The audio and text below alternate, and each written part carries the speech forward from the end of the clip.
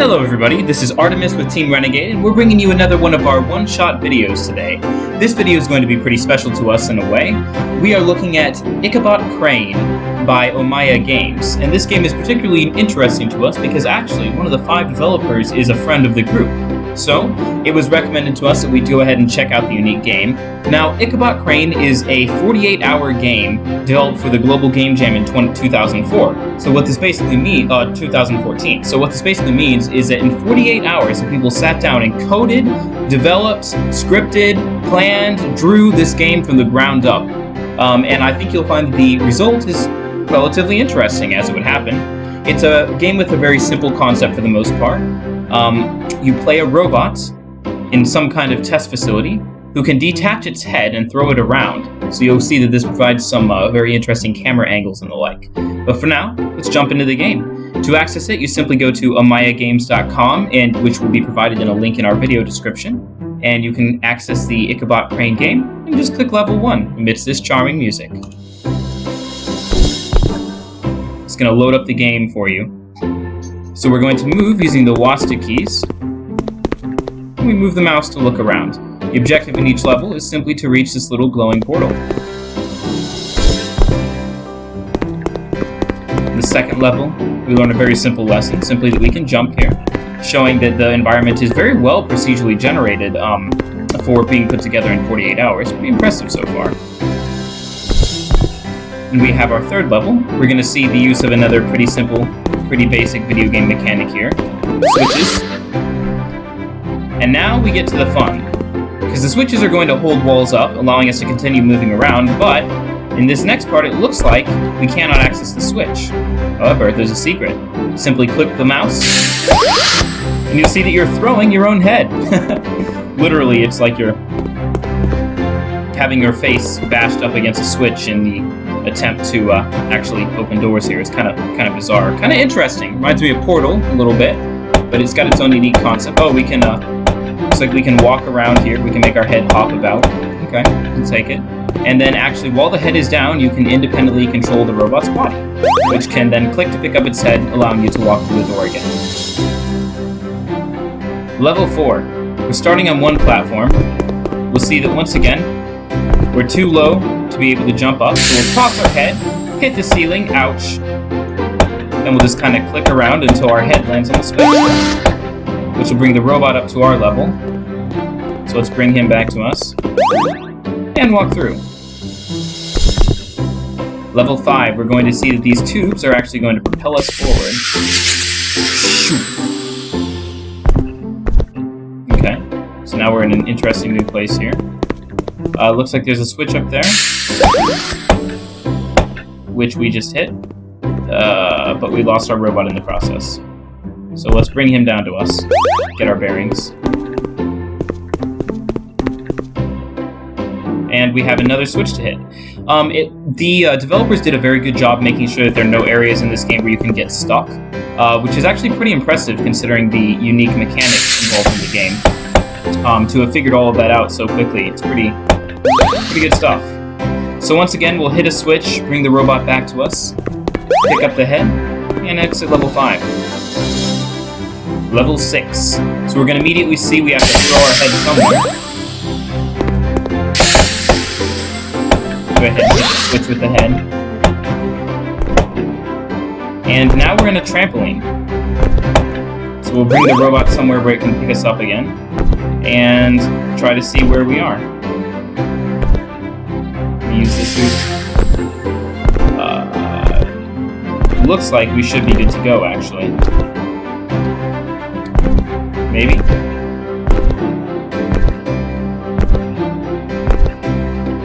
Oh, we've lost some momentum. We need to use the hoops to build up jumping power. And there we are.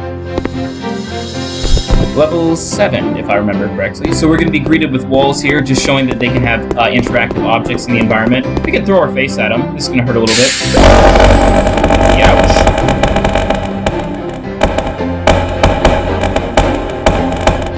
A little bit loud there, but as soon as we've gotten out of that, we can just go ahead and hop our way out of the mess, climb over the mess, push some more crates to the side, and we're out. Level 8, we see a rotating hoop here, which we're going to want to throw our head at this and watch the head be propelled in one direction or another. So the most obvious choice right away is this one, Cowabunga! Did I miss? Can't exactly tell. Come here, robot. There it is. Let's take a look. No, it looks like we successfully hit that target, so there's a second one. As we can see, literally, we're just hitting switches on the wall here, so we're using that tube as almost like a kind of cannon to propel our own head into one of the switches. Again, very interesting kind of gameplay mechanics that come up with this little game here. Simple as it is. So there we go. Hop down one more time, and it looks like the portal is open.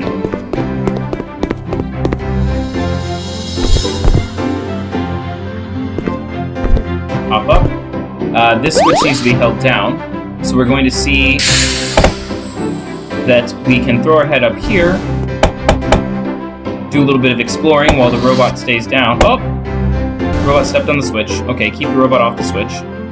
Get the head on the switch. And the robot comes to us. We can exit to the portal again. Okay. This might be our last level here. Step on a switch. Chuck the head through. Open up the next area.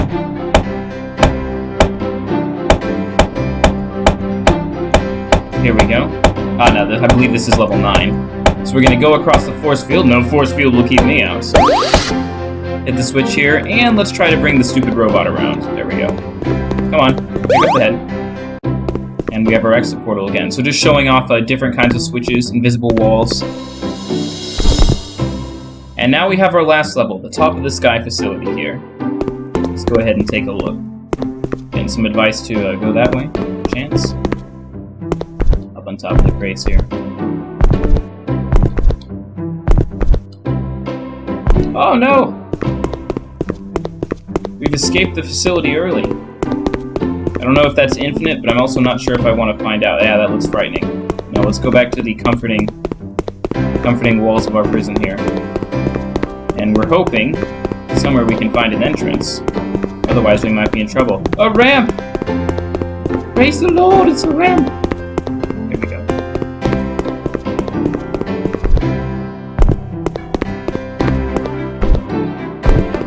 Okay. Back inside the facility. Let's see what we need. Out of my way. Okay.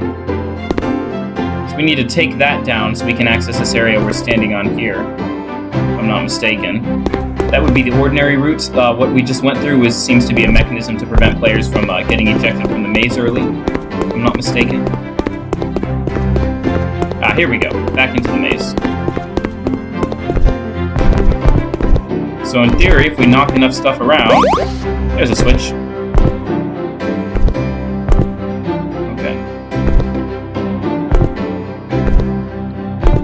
And we'll go back around. Ooh, here's another ramp, proper access shaft. And we should be able to see, yes, that wall way back there is down. So, here we go. Racing towards freedom. Take the skateboard ramp, jump. We just throw our head at the block. Oh, that might not have been the wisest decision. Okay, well now the passage is open. Remember, there's a giant block ramp way out here. I'm loving the sky. Yeah, it's like some kind of world cloud break thing. Very bright sun. Give the Japanese kids some seizures again, because no game would be complete without that. Sorry, did I misspeak? Okay. Skateboard! Freedom! Jump the last blocks. Don't throw the head. Portal awaits. So there you have it, guys. Ichabot Crane.